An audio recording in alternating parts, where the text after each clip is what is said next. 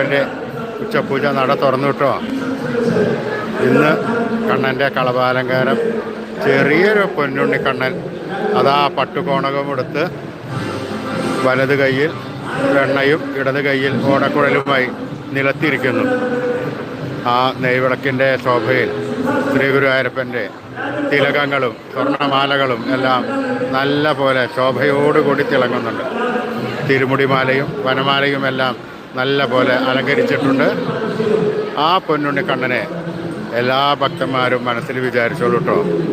പട്ടുകോണകമെടുത്ത് വെണ്ണയും ഓടക്കുഴലും കയ്യിലേന്തി അതാ നിലത്തിരിക്കുന്നു.